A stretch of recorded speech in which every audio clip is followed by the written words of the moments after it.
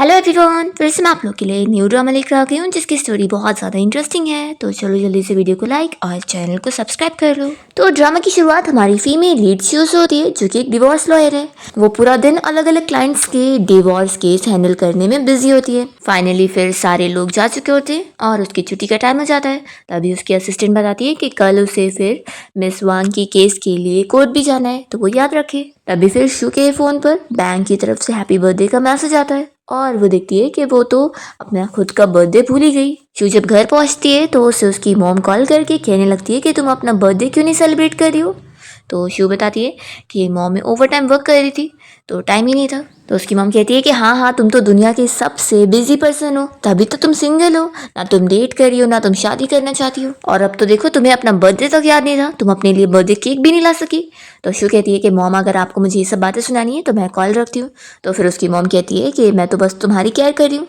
तो शू कहती है कि मॉम, आपको मेरे रिलेशनशिप की केयर करने के बजाय अपनी केयर करनी चाहिए और अंकल चैन का भी ख्याल रखना चाहिए। मैं उम्मीद करती हूँ कि आपकी जो ये 5th मैरिज है ये अच्छी जाए।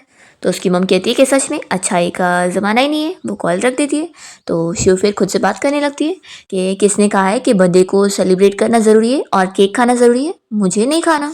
फिर शिव एक पर्स पसंद करती है और सोचती है कि मैं इसे अपने आप को बर्थडे गिफ्ट दूंगी। और वो यही खुश होती है कि हम लड़कियां जो पैसे कमाती हैं उन्हें बस खुद पे ही पैसे खर्च करने चाहिए, यही तो लाइफ है। और फिर शिव अपने आप को हैप्पी बर्थडे विश करके खुद सोने की कोशिश कर रही होती है, पर तभी उसके नेबर वाले घर से बहुत ज़्यादा गिटार की तेज आवाज़ें आ रही होती है। तो शिव गुस्से में फिर अपने घर से निकल के जाती है और उस नेबर वाले घर के डोर पे नॉक करती है और फिर उसे बहुत ही गुस्से में चिल्लाने वाली होती है। पर जैसे उस नेबर वाले लड़के को देखती है तो शॉक रह जाती है कि वो कितना हैंडसम है और बिल्कुल एक स्माइलिंग एंजल की तरह लग रहा है। और ये कोई और नहीं, हमारा मेन लीड चैन है। शिव फिर उसे अच्छे से बताने लगती है कि मैं तुम्हारी नेबर हूँ और तुम जो इतना ज़ोर से गिटार प्ले कर रहे हो उससे मेरी नींद खराब हुई है और ये 11 बजे का टाइम है, लॉ के हिसाब से भी इतनी रात को इतने ज़ोर से म्यूज़िक प्ले करना अलाउड नहीं है। तो चैन तुरंत ही फिर उसे सॉरी बोल देता है और कहता है कि क्योंकि मेरी दिन में पार्ट टाइम जॉब रहती है तो मुझे सिर्फ रात में ही टाइम मिल पाता है गिटार प्ले करने का, लेकिन मैं अब से ध्यान रखूंगा। तुम 11 बजे सोती हो ना, तो मैं पूरी कोशिश करूंगा कि उतने बजे तक मैं अपना काम पूरा कर लूँ। तो उसकी सॉरी सुनकर तो शू काफ़ी अनएक्सपेक्टेड फील करती है और कहती है कि ठीक है कोई बात नहीं, मैं चलती हूँ। तभी इतने में वो उसका हाथ पकड़ के रोकता है और फिर अपने घर के अंदर जाकर उसके लिए केक ला कर दे रहा होता है और बताता है कि ये केक मैंने खुद बनाया हूँ, तो मैं इसे मेरी तरफ से सॉरी के तौर पे एक्सेप्ट कर लूँ। शू कहती है कि नहीं नहीं, इसकी ज़रूरत नहीं है। तो वो कहता है कि कहीं ऐसा तो नहीं कि तुम मुझे माफ़ नहीं करना चाहती हो इसलिए नहीं ले रही हो। तो फिर उसका सैड मुंह देखकर वो ले लेती है कि ठीक है थैंक यू। तभी वो कहता है कि वैसे मेरा नाम चैन है, नाइस टू मीट यू। तो शू फिर ओ बोलती है और अपना चली जाती है। तो चैन काफ़ी शौक होता है कि ऐसे टाइम पर तो सामने वाले पर्सन को भी अपना नाम बताना चाहिए ना। शू फिर अपने घर आने के बाद उस केक को टेबल पे रखती है और जाने वाली होती है, पर फिर डिसाइड करती है कि जाने दो, खाने को वेस्ट नहीं करते, इससे मैं खा ही लेती हूँ। वो तुरंत ही फिर केक खाने बैठ जाती है और अनएक्सपेक्टेडली खुश होती है कि ये तो कितना डिलीशियस बना है और वो उसके बारे में सोचने भी लग जाती है कि वैसे वो हैंडसम भी था। फिर नेक्स्ट मॉर्निंग शू कोर्ट जाने के लिए जल्दी तैयार होती है और यहाँ कॉफ़ी पी रही होती है। तभी उसका डोरबेल बजता है तो शू दरवाज़ा खोलते ही देखती है कि वापस से चैन आया हुआ है। वो उसे एक बैग देने लगता है और बताता है कि तुम्हारा कपड़ा जो कि तुमने बालकनी में सूखने लगाई थी वो उड़कर मेरी बालकनी में आ गया और मेरे प्लांट्स की वजह से तुम्हारा कपड़ा गंदा हो गया, तो मैंने वो धुल के लाया हूँ। शू कहती है कि धुलने की क्या ज़रूरत है। तो फिर वो कहता है कि कोई बात नहीं, छोटा सा तो फीवर है, और वो चला जाता है। शू फिर यहाँ अपने कपड़े को देखती है जो कि उसके इनर्स होते हैं। वो देखकर वो शौक हो जाती है कि ये क्या। वो इमेजिनेशन करने लग जाती है कि कैसे उसने उसे वॉश किया होगा और उससे वो फ्लर्ट कर रहा होगा। वो सोचने लगती है कि क्या आजकल के लड़कों में बाउंड्रीज की कमी है।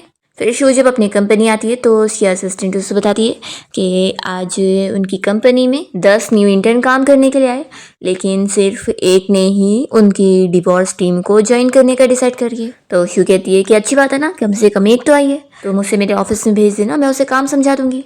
फिर इसके बाद वो न्यू इंटर्न यहाँ पर शू के ऑफिस में उससे मिलने जाती है और उसे अपना नाम बताती है। वो कहने लगती है कि मिस शू, मैं अपना बेस्ट देने वाली हूँ, मैं यहाँ पर नहीं हूँ।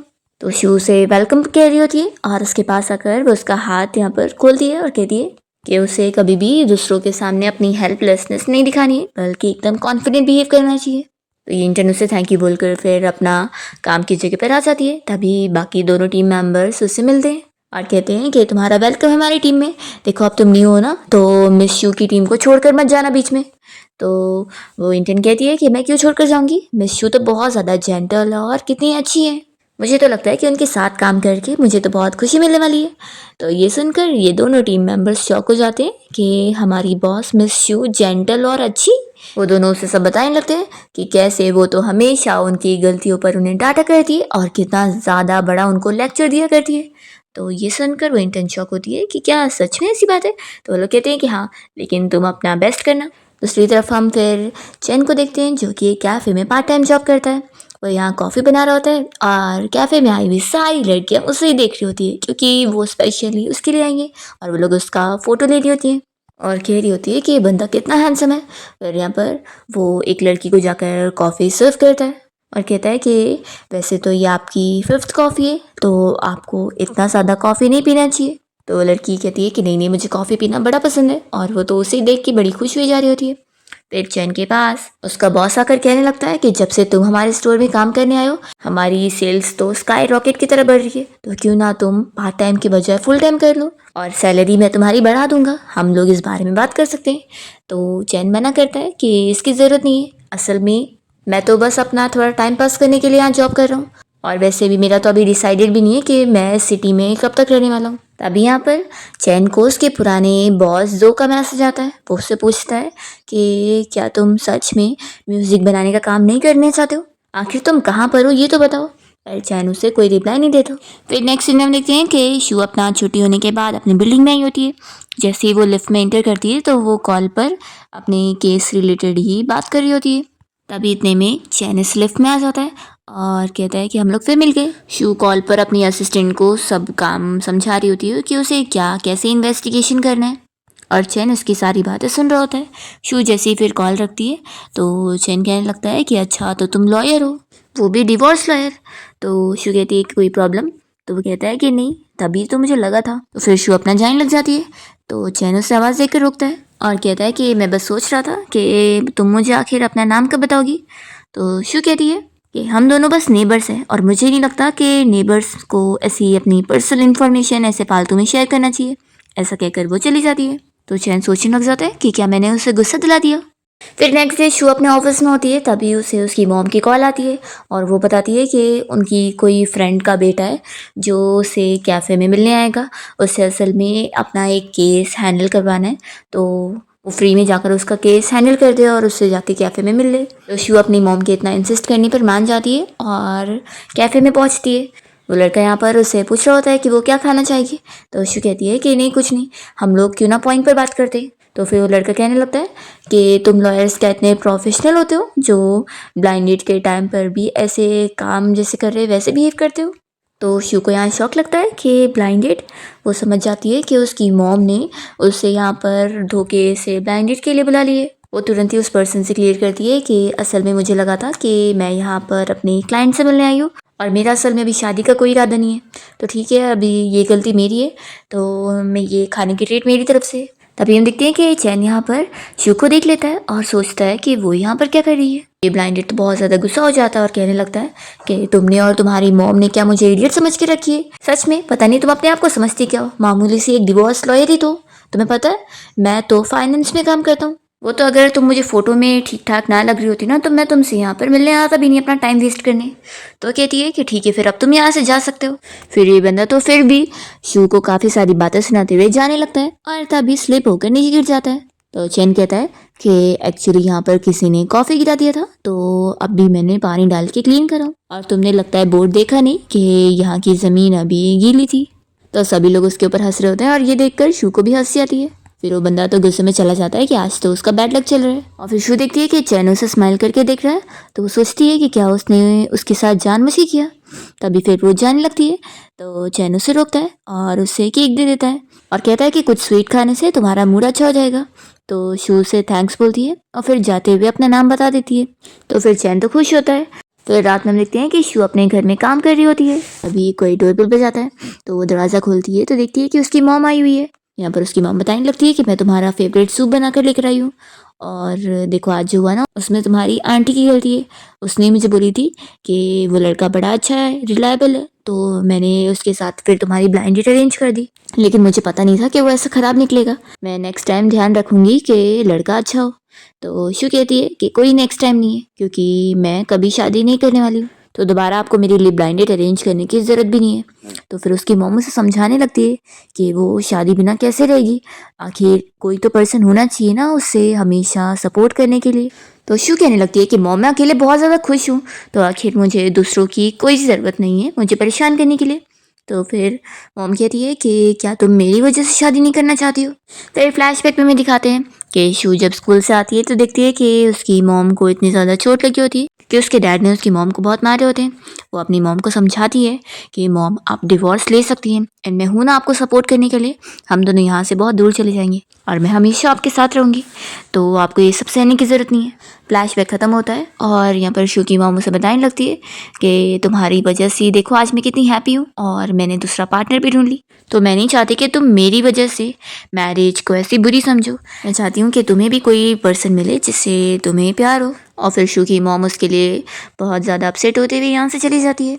शू याद करने लगती है और हमें फ्लैशबैक में दिखाते हैं कि जब वो डिवोर्स लॉयर बनने के लिए इंटरव्यू देने गई थी तो उसने जवाब दी थी कि उसे डिवोर्स लॉयर इसलिए बनना है क्योंकि उसे प्यार पर यकीन नहीं है, इसलिए वो शादी भी नहीं करना चाहती है और दूसरों को वो हिम्मत देना चाहती है और अपनी स्ट्रेंथ से वापस उनकी लाइफ को अच्छी करना चाहती है। फिर फ्लैशबैक खत्म होता है और नेक्स्ट टाइम देखते हैं कि शू से मिलने उसकी पुरानी क्लाइंट मिस वांग आई होती है और वो कह रही होती है कि उसे अपना केस वापस लेना है क्योंकि वो अपने हस्बैंड से अब डिवोर्स नहीं लेना चाहती है, क्योंकि उसने कल रात उससे बहुत माफ़ी मांगा है और उसने माफ़ करने का सोच लिए। तो शू अपनी इस क्लाइंट को समझा रही होती है कि वो इस बारे में फिर से सोचे क्योंकि वो बंदा ठीक नहीं है और वैसे भी वो लोग केस जीत रहे हैं और क्योंकि उसने उसे बहुत मारा भी है तो वो उसके लायक कैसे हो सकता है। तो फिर मिस वांग तो बहुत ज़्यादा गुस्सा हो जाती है कि तुम्हें मेरे और मेरे हस्बैंड की खुशी नहीं देखी जा रही है जो तुम हम लोग का डिवोर्स करवाने के पीछे पड़ गई हो। हाँ हाँ तुम्हें तो बस पैसे कमाने हैं ना, इसलिए तुम ऐसा बोल रही हो।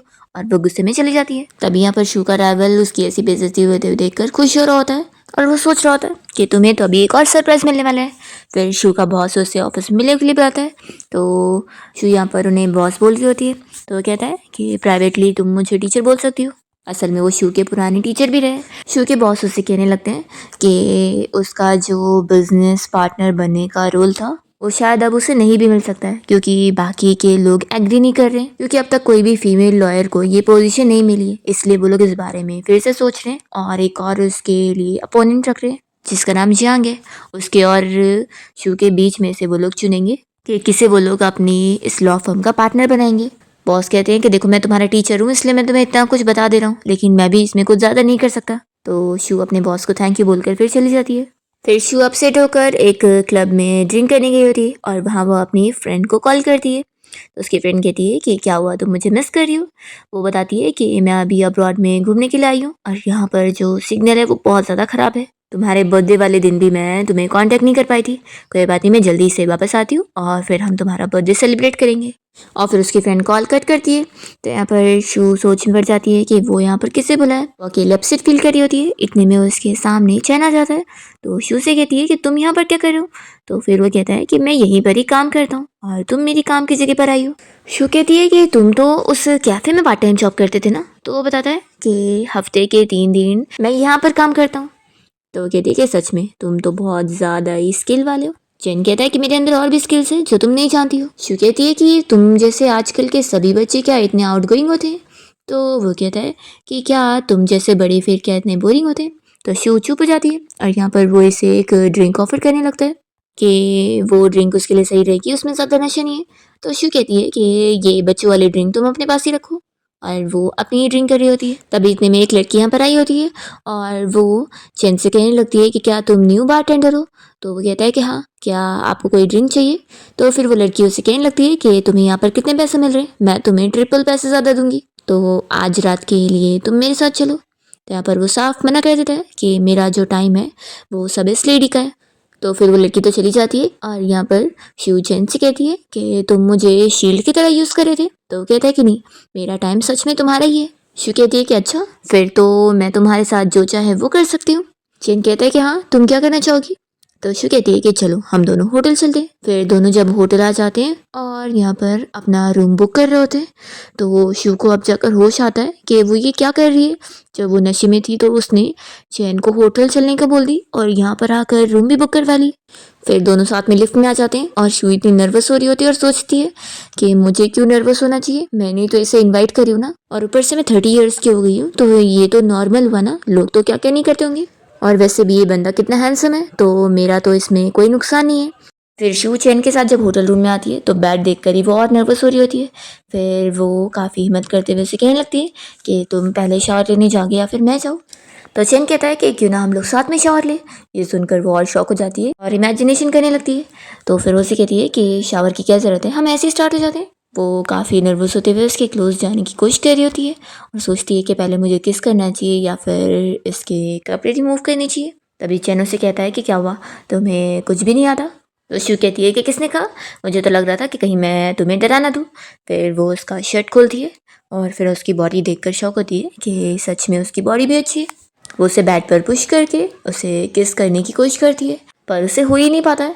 तो वो तुरंत ही उसे सॉरी बोलती है और फिर जल्दी से अपना कोट उठाकर यहाँ से भागने लगती है। तो चैन बहुत ज़्यादा स्माइल कर रहा होता है क्योंकि उसे पता था कि वो ऐसे टाइप की है ही नहीं जैसा करेगी। वो देख रहा था कि वो कब तक प्रिटेंड करने वाली है, लेकिन यहाँ पर वो सोचता है कि क्या सच में मैं इतना अनअट्रैक्टिव हूँ। इतने में शू वापस आती है और अपना बैग उठा के उससे वापस से सॉरी बोलते हुए चली जाती है। शू फिर घर आने के बाद अपने आप से बातें करने लगती है कि ये मैं क्या कर रही थी, मैंने उसे ऐसा क्यों बोली कि हम होटल चलते हैं, और फिर जाने के बाद तो मेरी तो कुछ हिम्मत ही नहीं हो पाई। वो अपने आप से कहने लगती है कि मैंने बिल्कुल सही करी, आखिर हम दोनों नेबर्स हैं और नेबर्स के बीच में ऐसा कुछ नहीं होना चाहिए। फिर मेरा तो घर भी नहीं रहेगा क्योंकि अगर चीज़ें ऑकवर्ड हो जाएगी तो। वो बहुत एम्बैरेस होते हुए सोचती है कि क्या मैं यहाँ से निकल कर कहीं और रहने चली जाऊँ, फिर हम लोग कभी मिलेंगे ही नहीं। लेकिन ये जगह तो कंपनी से ज़्यादा नज़दीक है, यहाँ पर रहना ज़्यादा सूटेबल है। या फिर मैं उसे ही बोल दूँ कि वो यहाँ से या कहीं और रहने चले जाए, लेकिन ऐसा मैं कैसे बोल सकती हूँ, ये कितना एम्बैरेसिंग है। दूसरी ओर हम देखते हैं कि चैन भी अपने घर पे आ जाता है और वो शू के बारे में याद करके बहुत खुश हो रहा होता है और फिर वो अपने फ्रेंड को मैसेज करने लगता है कि मुझे शायद मेरी नीबर वाली लड़की पसंद आ गई है, मुझे इससे प्यार हो चुका है। और हमें पता लगता है कि चैन जो अपने इस फ्रेंड को मैसेज कर रहा है वो असल में मर चुका है, पर चैन आज भी अपने फ्रेंड को याद करता है। फिर शू नेक्स्ट मॉर्निंग अपना ऑफिस के लिए तैयार होकर जैसे ही निकलती है तो सामने वो चैन को देखकर जल्दी से वापस अपने घर में आ जाती है और चैन भी उसे देख चुका होता है तो वो तो स्माइल करके चला जाता है। और शू फिर जब थोड़ा देर होने के बाद बाहर दिखती है कि वो जा चुका है तभी वो जाती है। फिर शू जब अपने ऑफिस में पहुंचती है तो उसे चैन का मैसेज आता है, तो ये देखकर वो शॉक होती है कि उसके पास मेरा नंबर कैसे है। चैन उससे मैसेज पूछ रहा होता है कि क्या तुम मुझे जानबूझ के अवॉइड कर रही हो। तो शू से पूछती है कि आखिर तुम्हारे पास मेरा नंबर कैसे है। तो फिर वो बताता है कि कल रात जब हम होटल रूम बुक करने गए थे तभी मैंने तुम्हारी आईडी से तुम्हारा नंबर ले लिया था। तो शू से मैसेज कर देती है कि कल रात जो भी हुआ हम ऐसे प्रिटेंड करते हैं कि कुछ हुआ ही नहीं। तो फिर चैन उसे मैसेज करता है कि अब तुम सब कुछ डिनाई करना चाहती हो। तो शू कहती है कि हमारे बीच कुछ भी नहीं हुआ है तो ऐसी बकवास मत करो। चैन मैसेज करता है कि तुमने अपने हाथों से मेरे कपड़े उतार कर मुझे पूरा देख ली थी तो उसका क्या। तो शू फिर सोचने लग जाती है और हम देखते हैं कि चैन यहाँ कैफ़े में काम कर रहा होता है और शू को मैसेज करे जा रहा होता है। तभी उसे अपने फ्रेंड्स यांग का सॉन्ग सुनाई देता है जो कि यहाँ कैफ़े में आई हुई लड़कियाँ बजा रही होती है और वो लोग बातें करने लगती है कि ये तो वही सिंगर है ना जो कुछ साल पहले बड़ा फेमस था पर फिर अचानक से मर गया था, एक काम करो उसका सॉन्ग हटा दो, बहुत ही अनलकी है। चैन ये सब सुनकर अपसेट होते हुए बाहर आ जाता है और अपने फ्रेंड को याद करने लगता है और हमें फ्लैशबैक में दिखाते हैं कि वो और उसका फ्रेंड जियांग दोनों साथ में अपनी सॉन्ग को बनाते थे, पर एक दिन अचानक से उसके फ्रेंड ने उसे गुड बाय बोला और उसकी मौत हो गई। फिर नेक्स्ट सीन में हम देखते हैं कि शू अपने घर पे होती है और तभी यहाँ पर उसकी फ्रेंड जिया उसे मिलने पहुँचती है। दोनों साथ बैठकर बहुत सारी बातें करते हैं और शू यहाँ पर उसे अपने और चैन के बारे में सब बता देती है। तो उसकी फ्रेंड काफ़ी शौक होती है कि यानी तूने किसी लड़के के कपड़े उतार दी और फिर वहाँ से भाग भी गई। वो बहुत ज़्यादा हंसने लग जाती है कि सच में तुमसे तो यही एक्सपेक्टेड था। तो शू कहती है कि हंसो मत। तो फिर जिया पूछती है कि ये बताओ कि वो हैंडसम था कि नहीं, उसकी बॉडी अच्छी थी कि नहीं। तो शू कहती है कि वो हैंडसम भी था और बॉडी भी अच्छी थी। तो जिया पूछती है कि फिर आखिर तुम भाग क्यों गई। तो शू कहती है कि मैं उसकी और अपनी बीच की चीज़ें ऑकवर्ड नहीं करना चाहती थी, आखिर हम दोनों नेबर्स हैं और कितना कॉम्प्लिकेटेड हो जाता अगर हमारे बीच में कुछ होता तो। फिर मैं रोज़ ऑफिस जाती और घर आती तो एक दूसरे को देखने में ही हमें बहुत ज़्यादा ऑकवर्ड फील होता और वैसे भी वो मुझसे छोटा भी तो है। तो जिया कहती है कि रुक जाओ, एक तो वन नाइट स्टैंड में इतना कुछ सोचना नहीं होता है और तुम कुछ ज़्यादा ही ओवर थिंकिंग करती हो, इसलिए तुम्हारी लाइफ इतनी मुश्किल चल रही है। और लेकिन ये बात तो है कि मैं तो सोच में पड़ गई हूँ कि वो कैसे टाइप का मैन होगा जिसको तुमने ये बोल दी कि तुम होटल में चलोगी क्या। शिव कहती है कि मैंने बोली ना कि मैं बहुत ज़्यादा ड्रंक थी, तो इसलिए मैंने गलती से बोल दी। जिया कहती है कि उसका घर तुम्हारे बाजू में है ना, तो शिव हाँ बोलती है। तो जिया तुरंत ही भाग कर जाती है चैन को देखने के लिए और उसका डोरबेल बजाने वाली होती है, तो शिव से रोक रही होती है और इतने में उन लोग की आवाज़ से चैन खुद ही दरवाज़ा खोल देता है। तो जिया यहाँ पर उसे बताने लगती है कि असल में मैं शिव की बेस्ट फ्रेंड हूँ। तो चैन कहता है कि क्या मुझसे कुछ काम था, तो जिया कहती है कि नहीं नहीं, मैं तो बस तुम्हें देखने आई थी। तो चैन खुश होकर कहता है कि फिर मैंने तुम्हें डिसअपॉइंट नहीं किया होगा ना। तो कहती है कि हाँ बिल्कुल नहीं, तुम तो बहुत ही ज़्यादा हैंडसम हो और मुझे यकीन है मेरी फ्रेंड शू को भी फ्यूचर में इस बात का रिग्रेट होगा। तो शू जल्दी से उसका मुंह बंद करती है और उसे अपने साथ लेकर जाती है।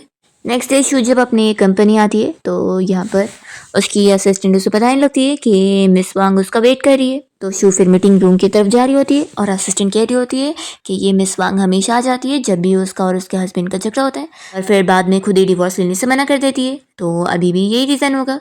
तभी इतने में शू यहाँ से मिस वांग को देखती है और अपनी असिस्टेंट से कहती है कि इस बार वो रियल में डिवोर्स लेने आई है।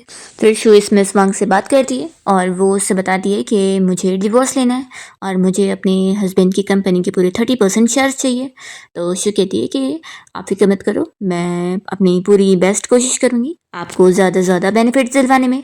तो फिर मिस वांग कहती है कि आखिर तुमने मुझसे ये क्यों सवाल नहीं करी कि हमेशा जब भी मेरा झगड़ा होता है तो मैं यहाँ तुमसे डिवोर्स की बात करने आ जाती हूँ और फिर बातें मना कर देती हूँ, तो इस बार क्या है। तो शू फिर कहती है कि हमेशा जब भी आप पिछली बार आती थी तो आपका कितना भी झगड़ा क्यों ना हुआ करता था, आप हमेशा वेडिंग रिंग पहना करती थी, लेकिन आज आपने नहीं पहना है। तो फिर मिस वांग कहने लगती है कि हाँ तुमने बिल्कुल सही समझा है, मैंने अब अच्छे से डिसाइड कर चुकी हूँ कि उस इंसान का दिल कभी नहीं बदल सकता है, इसलिए मैं क्यों अपने आप को उसके लिए टॉर्चर करूँ, मैं अब अपने लिए जीना चाहती हूँ।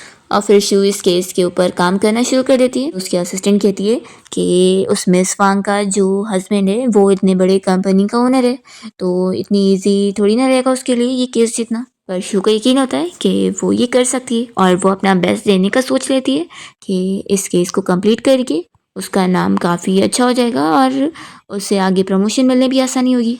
फिर इतने में शू को यहाँ पर चैन का मैसेज आता है और वो इसे केक का फोटो सेंड करता है। तो शू सोचती है कि आखिर ये क्या है, वो उसे कोई रिप्लाई नहीं देती और फिर अपना सभी पूरे टीम मेंबर्स के साथ मीटिंग के लिए गई होती है और उन्हें इस केस के बारे में चीज़ें समझा रही होती है कि एक बार ये केस वो लोग जीत गए ना तो सभी को वो अच्छा खासा बोनस देगी। तो सभी इंटर्न बड़े खुश होते हैं और जैसे ही शू जाने को करती है तो वो लोग उसे कहते हैं कि बस अभी कॉफ़ी यहाँ पर पहुँच जाने वाली है तो वो थोड़ा सा वेट कर ले। वो सभी कह रहे होते हैं कि उस कॉफ़ी शॉप वाला जो बंदा है वो बहुत ज़्यादा हैंडसम है।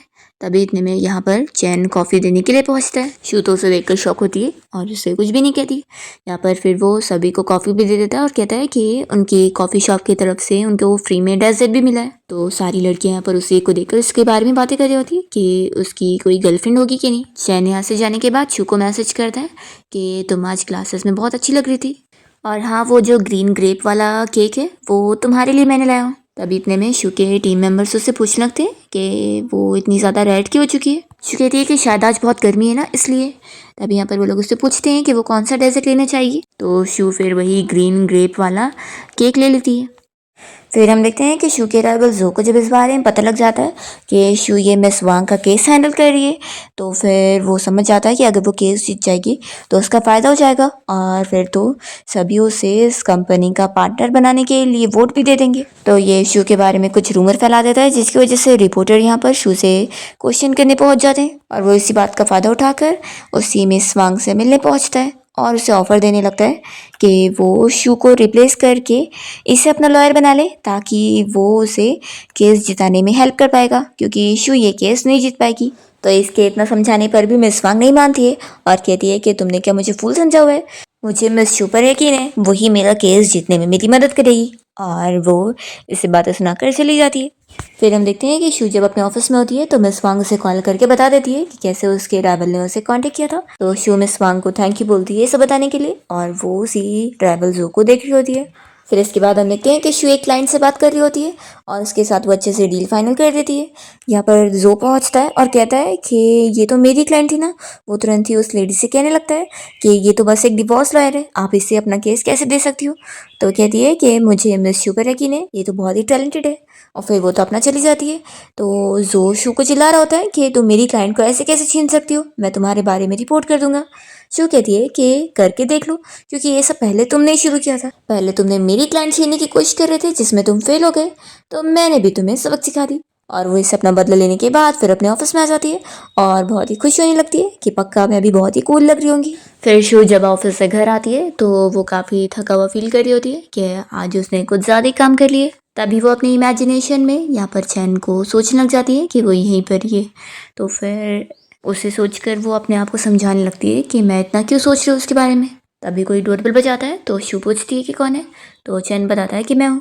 फिर यहाँ पर चैन आकर उसे बताता है कि प्रॉपर्टी मैनेजमेंट वालों ने बताया कि आज 12 बजे थोड़ी देर के लिए लाइट कट होगी। शू कहती है कि थैंक यू बताने के लिए, मुझे पता नहीं था। और फिर वो दरवाज़ा बंद करने लगती है तो चैन तुरंत ही रोक देता है और पूछता है कि आजकल तुम रोज़ काम से लेट घर पे आ रही हो। तो फिर वो कहती है कि क्योंकि मुझे बहुत ज़्यादा काम था और मैं ओवर टाइम वर्क कर रही थी। चैन कहता है कि मेरा मतलब था कि हम लोग ने कितने दिन से एक दूसरे को देखे नहीं। तो शू कहती है कि हम सिर्फ नेबर्स हैं, तो जाहिर है कि हम दोनों थोड़ी ना एक दूसरे को रोज़ देखेंगे। तो चैन कहता है कि मैंने कभी नहीं बोला कि मैं सिर्फ तुम्हारा नेबर बन के रहना चाहता हूँ। और फिर वो उसे गुड नाइट बोल के स्माइल करके चला जाता है। शू फिर जल्दी से दरवाज़ा बंद करती है और सोचने लगती है कि ये मेरा हार्ट इतना ज़ोर से क्यों बीट कर रहा है। दूसरी तरफ चैन भी अपने घर में आने के बाद अपने हार्ट बीट को ही सुन रहा होता है। फिर नेक्स्ट हम देखते हैं कि शू के बॉस मीटिंग में अनाउंस करते हैं कि शू ने इतने अच्छे से वो केस जीत गई है, इस वजह से कंपनी को बहुत ज़्यादा फ़ायदा हुआ है। इसलिए सभी लोगों ने मिलकर डिसाइड करें कि वो लोग शू को अपनी कंपनी का 6 मंथ का पार्टनर बनाएंगे, जिससे उसके राइट्स और सैलरी दोनों ही अब बढ़ चुकी है। और फिर वो शू को कॉन्ग्रेचुलेट करते हैं और मीटिंग क्लोज करते हैं। फिर मीटिंग के बाद सभी जाने लगते हैं तो जो शू से कहता है कि तुम्हें क्या लग रहा है कि तुम अब पार्टनर बन गई हो तो तुम्हें बड़ा फायदा होने वाला है। बिल्कुल नहीं, हम लोग तो बस किसी और का रास्ता बनाने के लिए चेस पीस थे। तो शू कहती है कि तुम्हारे कहने का क्या मतलब है। जो कहता है कि वो तुम्हें आगे चल के पता लग जाएगा। फिर नेक्स्ट सीन में देखते हैं कि शू अपनी फ्रेंड जिया के साथ क्लब में सेलिब्रेट करने जाती है और दोनों जन यहाँ पर बहुत ज़्यादा ड्रिंक कर रहे होते हैं। पर शू तो थोड़ी ही ड्रिंक में इतनी ड्रंक हो गई होती है। तो उसकी फ्रेंड कहने लगती है कि सच में तुम तो बिल्कुल भी ड्रिंक टॉलरेट नहीं कर पाती हो, और देखो तुम कितनी क्यूट लग रही हो, लेकिन तुम्हारी ये क्यूट साइड सिर्फ मैं ही देख पा रही हूँ। फिर वो उसका फ़ोन लेकर तुरंत यहाँ पर चैन का नंबर देखकर उसे कॉल कर देती है और उसे बता देती है कि शू मेरे साथ यहाँ क्लब में ड्रिंक करने आई थी और वो बहुत ही ड्रंक हो गई है, तो क्या तुम यहाँ पर आ सकते हो। तो चैन उसे एड्रेस सेंड करने बोलता है और यहाँ पर पहुँच जाता है। तो यहाँ पर जिया उसे बताने लगती है कि मेरे बॉस ने मुझे मैसेज किया है तो मुझे कंपनी में ओवर टाइम वर्क करने जाना है, तो शू का तुम मेरे लिए ख्याल रख लो और उसे सेफली घर तक छोड़ कर आ जाओ। तो चैन कहता है कि फिक्र मत करो, मैं शू को सही से घर लेके चले जाऊंगा। और फिर वो तो यहाँ से चली जाती है। फिर जैसे ही शू चैन को देखती है तो कहती है कि तुम यहाँ पर क्या करो। वो कहता है कि मैं तुम्हें घर लेके चले आया हूँ। तो शू कहती है कि क्या तुम मुझे सेड्यूस करना चाहते हो। वो कहता है कि अगर मैं करूँगा तो तुम क्या करोगी। तो शू कहती है कि बिल्कुल भी नहीं, मुझे शादी और डेटिंग करने में बिल्कुल भी इंटरेस्ट नहीं है, और ख़ास करके तुम जैसे छोटे लड़के में तो और ही इंटरेस्ट नहीं है। और अब तो मुझे प्रमोशन मिल गया है तो मैं तो अपना हर दिन काम में बिजी रहूंगी, और मैंने अपनी पूरी लाइफ को अपने काम के लिए डेडिकेट कर दी हूँ। चैन कहता है कि तुम मुझे एक बार कंसीडर तो करके देखो, वैसे भी मेरी बॉडी अच्छी है और तुमने लास्ट टाइम मुझे देख भी ली थी। तो भी वो नहीं मानती और कहती है कि मैंने बहुत ड्रिंक कर चुकी हूँ, अब मैं घर जा रही हूँ। तो फिर वो यहाँ से आगे जाने लगती है और चैन उसके पीछे पीछे चल रहा होता है। तो शू फिर रुक कर कहने लगती है कि तुम मुझे फॉलो मत करो।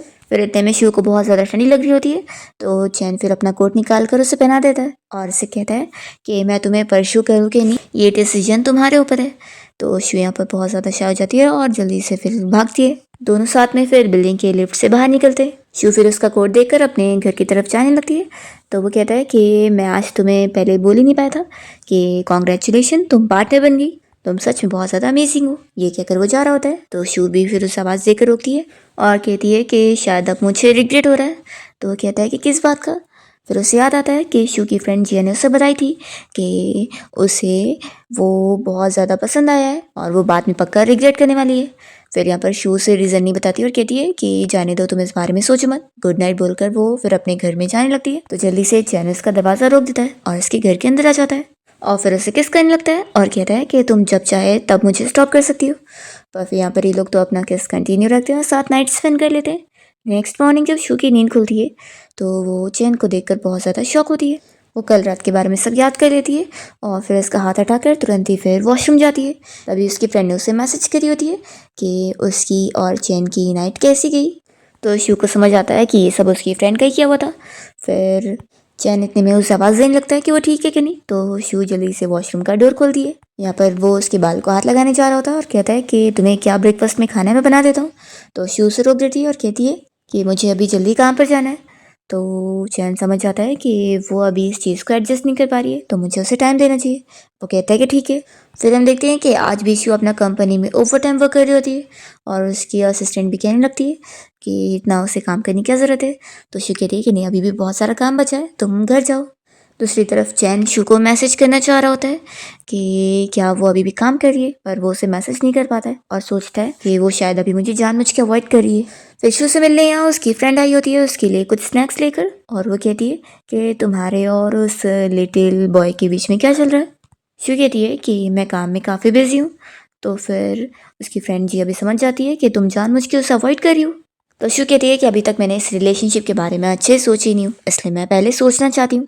जिया कहती है कि सच में तुम जैसी मैंने पहली लड़की देखी हूँ जो सामने वाले बंदे को बिल्कुल कांटेक्ट ही नहीं कर रही है। तुम तो बिल्कुल प्ले गर्ल निकली, उस लड़के के साथ खेलने के बाद उसे अवॉइड कर रही हूँ। तो शू गुस्सा होने लग जाती है। तो जिया कहती है कि ठीक है, मैं तुमसे मजाक नहीं करती हूँ, मैं अपना चाह रही हूँ।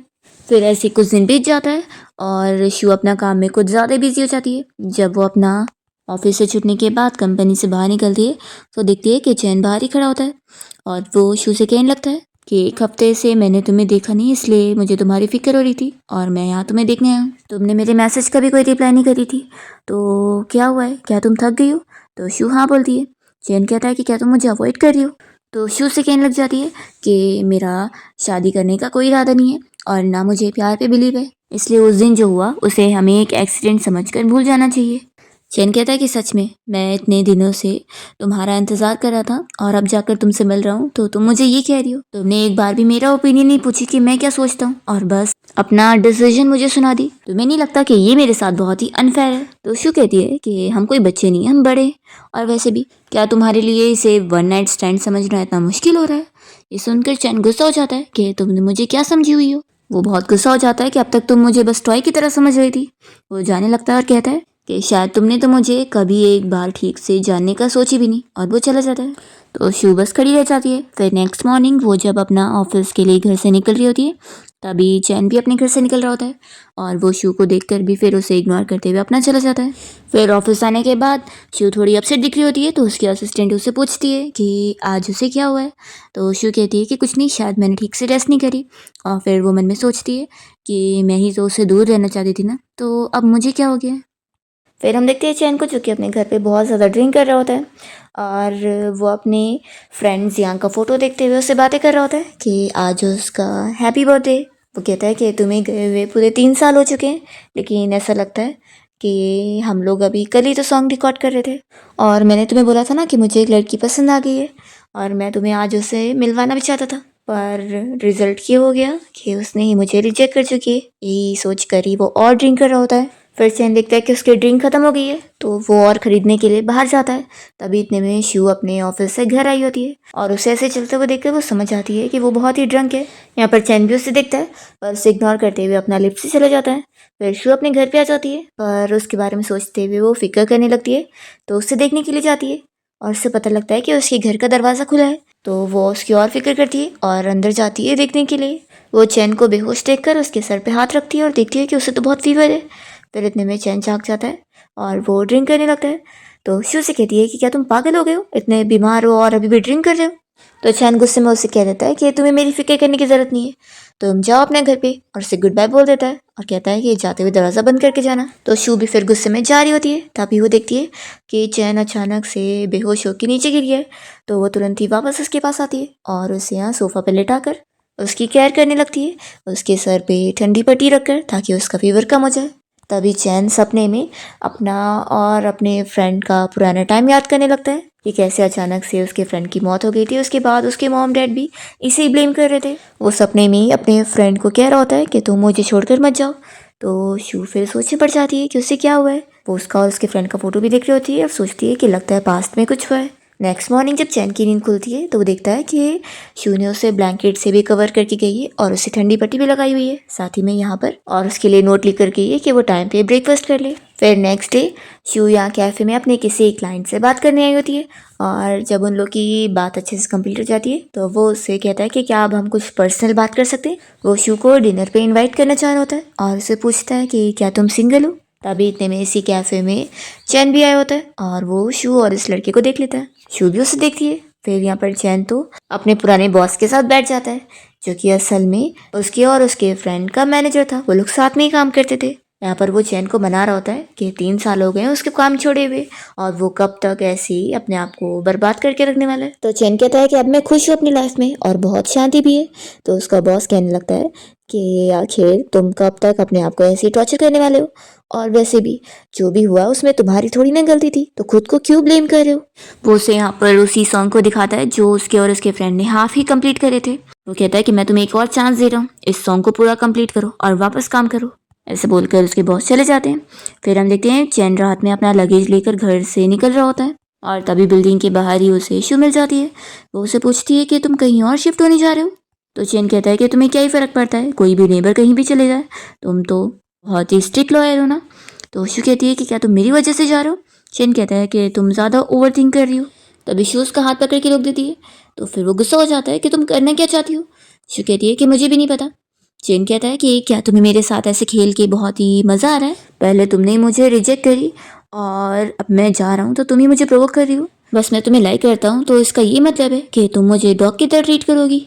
तो शू फिर रोने लग जाती है और कहती है कि मुझे भी नहीं पता, तुमसे मिलने से पहले आज तक मैंने कभी इतना मुश्किल केस हैंडल ही नहीं करी। वो उसे बताती है कि मैं एक डिवोर्स लॉयर हूँ और मैंने रोज़ ही ऐसे लोगों को बहुत देखी हूँ जो कि बस फीलिंग्स के साथ खेलते हैं। इसलिए इन सारी चीज़ों को फेस करते हुए मुझे तो प्यार से और ही बिलीव उठ चुका था। और तुम जानते हो कि जब इंसान ऐसी कोई अनकंट्रोलेबल चीज़ फील करता है तो वो बस उससे भागने की कोशिश करता है। तो मैं बस वही कर रही थी, इसलिए मैं इंटेंशनली तुम्हें अवॉइड कर रही थी, तुमसे दूर रह रही थी और तुम्हें हार्श वर्ड्स कह रही थी। और मुझे पता है कि तुम्हें मुझे वो हार्श वर्ड्स नहीं कहने चाहिए थे, पर अगर सही कहूँ तो मैं तुम्हें कभी हर्ट नहीं करना चाहती थी, कभी नहीं। तो चैन फिर यहाँ पर उसके आंसू पोंछता है और उसे किस करने लग जाता है। दोनों ही फिर लिफ्ट में भी आकर किस कर रहे होते हैं और साथ में घर आ जाते हैं। शू फिर उसे रोकती है और कहती है कि तुम तो शिफ्ट हो रहे थे ना। तो वो कहता है कि मैं बस मजाक कर रहा था और वो केस कंटिन्यू रखता है। दोनों नाइट स्पेंड कर लेते हैं और नेक्स्ट मॉर्निंग चैन तो यहाँ पर शू को देखे जा रहा होता है। तभी वो जाग जाती है तो उसे ऐसे देखकर बहुत ही शाय होती है। चैन कहता है कि अब तुम वापस से रिग्रेट नहीं कर सकती हो, तो ये बताओ कि अब हम दोनों के बीच में क्या रिलेशनशिप है। तो शू फिर सोचने लग जाती है। चैन कहता है कि ठीक है, मैं तुम्हें ज़्यादा फोर्स नहीं करूँगा, मैं अभी तुम्हें समझ रहा हूँ कि तुम्हारे लिए थोड़ा सा ये मुश्किल है, तो हम इस चीज़ को धीरे धीरे लेंगे। तो चलो पहले हम लोग कपल बनने की ट्राई करते हैं। तो शू बहुत ही खुश होकर चैन को थैंक्स बोलने लगती है कि वो उसे कितना समझ रहा है। तो यहाँ पर चैन फिर उसे किस करने जा रहा होता है। शू से रोकती है और कहती है कि वैसे अभी इम्पॉर्टेंट चीज़ ये नहीं है। वो उसे बैठकर बात करती है और कहती है कि मैं अभी तुम्हारे बारे में बहुत सारी चीज़ें नहीं जानती हूँ, तो तुम मुझे अपने बारे में चीज़ें बताओ, मुझे तुम्हारे बारे में बहुत कुछ जानना है। शू सबसे पहले चैन की एज पूछती है तो वो बताता है कि 22। ये सुनकर वो शॉक हो जाती है कि तुम मुझसे पूरे 6 साल छोटे हो। चैन कहता है कि क्या हुआ, क्या तुम अब इस वजह से रिग्रेट करने वाली हो और पीछे हटने वाली हो।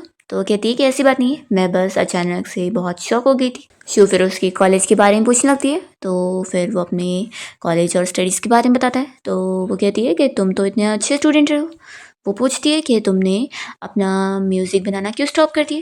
तो चैन कहता है कि मैं इस बारे में तुम्हें कभी और बताऊँगा, वो भी अच्छे से, तो तुम थोड़ा मुझे टाइम दो। शू कहती है कि ठीक है।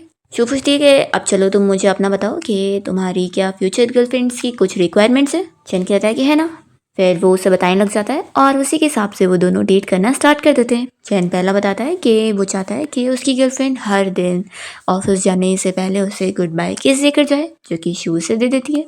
चैन बहुत ज़्यादा हैप्पी होता है। दूसरा वो कहता है कि मैं चाहता हूँ कि तुम्हारे ऑफिस के काम में चाहे जो कुछ भी हो तो मुझसे हर दिन सारी चीज़ें शेयर करोगी। तो शू अब ऐसी उसे सारी चीज़ें बताने लगती है कि उसने कौन से क्लाइंट से मिली, क्या बातें हुई और क्या चीज़ें उससे फेस करी। तो चैन वो सब सुनकर उसके लिए गुस्सा भी निकाल रहा होता है कि वो लोग ऐसे कैसे उसे बोल सकते हैं। और तीसरी कंडीशन वो उसे बताता है कि उसे जब भी ज़रूरत पड़ेगी तो वो चाहता है कि वो उसे चार्ज करे, मतलब कि जब भी उसे हक चाहिए रहेगा तो वो उसे मिलने पहुंच जाएगा। शू यहाँ अपनी कंपनी में होती है एंड तभी यहाँ पर चैन फिर उसे लिफ्ट में मिलने पहुँच जाता है और दोनों ही हक करते हैं। फिर ऐसे ही कुछ दिन बीत जाता है और शू के जो तीनों इंटर्न्स है वो आपस में बातें कर रहे होते हैं कि वो कितनी बदल गई है। वो लोग आपस में बातें कर रहे होते हैं कि अब वो उन्हें डांटती भी नहीं है और उल्टा उनकी तारीफ करती है कि वो लोग अच्छे से काम कर रहे हैं। दूसरी ओर चैन से मिलने के लिए उसके फ्रेंड जियांग की सिस्टर आई होती है, तो उसे देखकर वो शॉक होता है और कहता है कि तुम यहाँ पर क्या कर रही हो। तो लिन उससे कह रही होती है कि वो लड़की जिसके साथ तुम रोज़ घूमते रहते हो उसको तो पता भी नहीं होगा ना कि तुम कोई ऑर्डिनरी बंदे नहीं हो और तुम तो इतने फेमस कंपोजर हो, वो तुम्हें डिजर्व नहीं करती है, आखिर तुम उसे क्यों डेट करो। चैन उसे चिल्लाता है कि तुम मेरे बीच में मत पड़ो, अगर मेरे फ्रेंड ने तुम्हारा ख्याल रखने के लिए मुझे कभी बोला ना होता ना तो मैं तो आज तक तुमसे कभी बात भी नहीं करता, और हाँ अब जाओ यहाँ से। तो फिर लिन गुस्से में जाती है और सोच लेती है कि मैं उस लड़की को ऐसे छोड़ूंगी नहीं। वो उससे मिलने यहाँ उसकी कंपनी में आ जाती है और शू की असिस्टेंट उसे बताती है कि एक लड़की जिसका नाम लिन है वो उससे मिलने आई है और कह रही है कि उसका उसके साथ कुछ रिलेशन है तो उसे कुछ ज़रूरी बात करनी है। शू से मिलने पहुँचती है और कहती है कि आखिर क्या काम है। तो फिर वो कहती है कि तुमने मेरे पर्सन को मुझसे छीनी हो तो मैं इसी बारे में तुमसे बात करने आई हूँ। वो उसे एक पुरानी वीडियो दिखाती है और कहती है कि देख लो, जिस चैन को तुम समझ रही हो कि वो ऑर्डिनरी है वो कोई ऑर्डिनरी नहीं है, उसने अपनी रियल आइडेंटिटी तुमसे छिपाया हुआ था, तुम उसकी लाइफ में कोई वैल्यू नहीं करती हो। तो शू कहती है कि तुम्हें क्या लगता है कि इस वीडियो को दिखाकर तो मुझे उसके अगेंस्ट कर दोगी। पहली बात तो ये कि मैं उससे डिस्कस करके यहाँ पर आई हूँ तुमसे बात करने के लिए, मैं एक लॉयर हूँ और मैं हर काम अच्छे से सोच समझ के करती हूँ, और तुम्हें अब जो भी बोलना है ना वो चैन के सामने बोलना। फिर वो चैन को भी यहाँ कैफ़े में बुला देती है और फिर जब चैन यहाँ पहुँचता है तो लिन उससे बहुत सारी चीज़ें बोलने लग जाती है। तो शू तुरंत ही इन लोग को इग्नोर करके चली जाती है कि चैन ने सच में उससे सब छुपा के रखा था।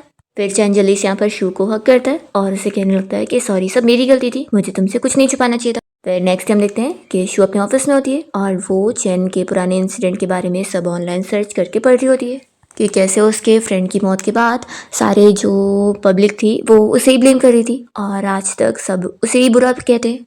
फिर शू अपनी फ्रेंड से मिलने पहुंचती है और वो बहुत ही अपसेट होती है, इसलिए उसके साथ ड्रिंक करके सारी चीज़ें शेयर करती है। हम देखते हैं चैन बार बार शू को कॉल लगा रहा होता है पर उसका कॉल लगता ही नहीं है। फिर फाइनली शू का फ़ोन यहाँ पर उसकी फ्रेंड उठा लेती है और उसे बता देती है कि शू अभी सो चुकी है, असल में तुमने उससे कुछ झूठ बोला हुआ था जिसकी वजह से वो इतनी अपसेट है, दोबारा उससे झूठ मत बोलना क्योंकि उसे झूठ से बहुत नफरत है। तो चैन कहता है कि मैं समझ गया। नेक्स्ट हम देखते हैं कि लिन वापस से चैन से मिलने पहुंचती है और वो उसे चिल्लाता है कि मैंने तुम्हें पहले ही बोला था कि मेरी गर्लफ्रेंड को परेशान मत करना, पर तुम्हें लगता है समझ में नहीं आता है।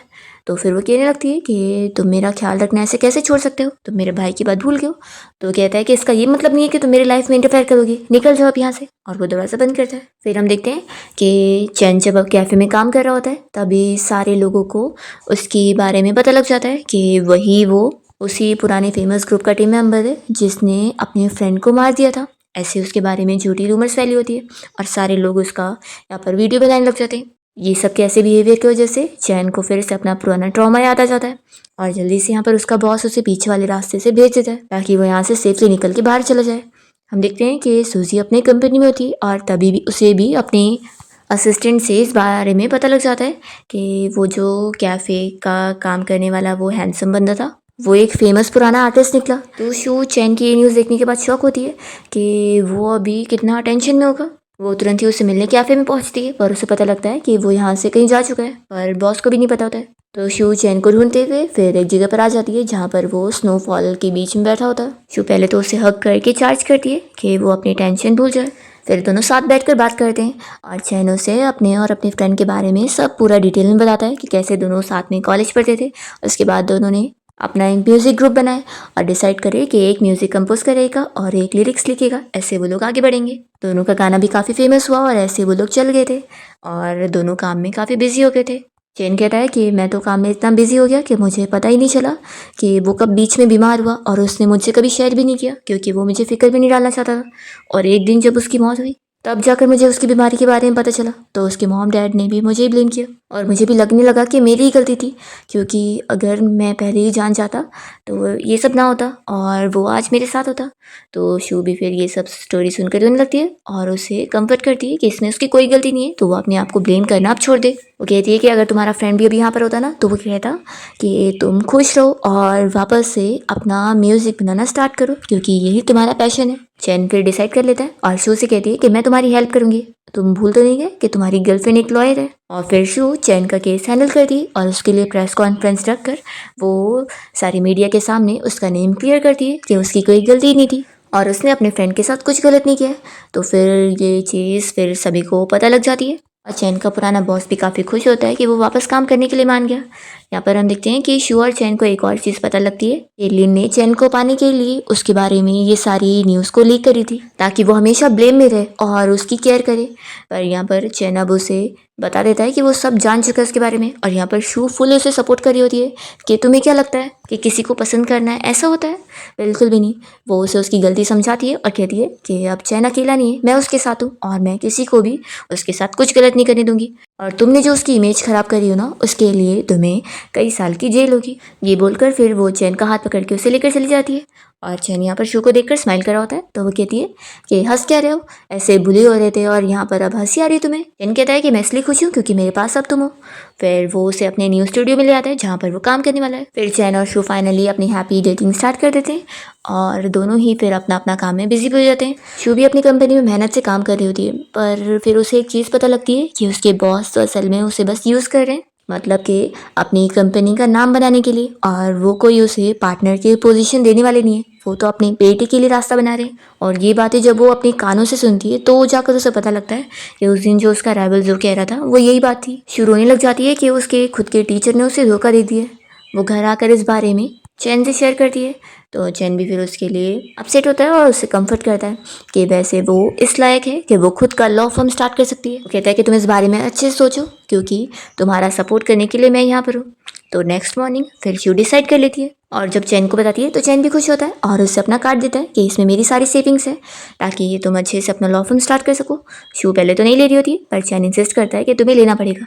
फिर शू पहला तो अपनी कंपनी जाकर अपना रिजाइन कर देती है तो उसका बॉस काफ़ी शॉक होता है। तो यहाँ पर शू उसे सब बता देती है कि वो सब जान चुकी है उसके बारे में कि वो बस उसका यूज़ कर रहा है। तो फिर वो उसे बातें सुनाने लगता है कि मेरी वजह से आज तुम इतने बड़े पोजीशन पर हो। तो शू भी उसे बताती है कि उसने अपनी मेहनत से काम करी है तब जाकर उसकी कंपनी का इतना नाम हुआ है और इसका ये मतलब नहीं है कि वो बस उसका यूज़ करता चला जाए और उसे कुछ फ़ायदा भी ना दे। और फिर वो डिज़ाइन करके जब निकल रही होती है तो उसके साथ उसकी असिस्टेंट भी डिज़ाइन कर देती है कि उसके बिना वो भी यहाँ पर अकेले काम नहीं करेगी। तो शू फिर उसे बता देती है कि मैं अपना खुद का लॉ फर्म स्टार्ट कर रही हूँ। तो फिर उसके असिस्टेंट उसके साथ ही काम करने को निकल जाती है। फिर एक दिन शू की मॉम उससे मिलने के लिए आई होती है अचानक से और वो रूम में यहाँ शू और चैन दोनों को देखकर शॉक हो जाती है और घर के बाहर जाकर देखती है कि सच में ये उनकी बेटी का ही घर है। फिर ये दोनों उनके सामने आकर बात करते हैं और मॉम तो बड़ी खुश होती है कि फाइनली शू किसी को डेट कर रही है। फाइनली फिर शू का खुद का लॉ फर्म स्टार्ट हो जाता है और उसके जो तीनों इंटर्न थे उस कंपनी में वो भी उसके लिए उसके ही साथ यहाँ पर काम करने पहुँच जाते हैं। तो फिर शू को भी अच्छा लगता है और चैन को भी। फिर हम देखते हैं कि चैन शू से गुस्सा हो गया होता है क्योंकि शू को उसके लॉ फर्म में काफ़ी सारे लड़के जो परस्यू करने के लिए लगे और उसे डेटिंग के लिए पूछते रहते हैं। तो शू से मना रही होती है कि लेकिन देखो मैंने तो कुछ नहीं करी ना। तभी इतने में चैन का बॉस आकर उसे बता रहा होता है कि उसकी सारी काफ़ी जो फैंस बन गई है वो सभी उसके लिए यहाँ पर पहुँच जा रही है, उसका नंबर पूछ रही है। तो अब ये सुनने के बाद शू चैन से गुस्सा हो जाती है। तो चैन कहने लगता है कि मेरी बात तो सुनो, मेरी क्या गलती है। तो शू कहती है कि मैं कुछ भी नहीं सुनूंगी। तो फिर वो उसके पीछे जाता है उसे मनाने के लिए और इसी के साथ इस ड्रामा की हैप्पी एंडिंग होती है।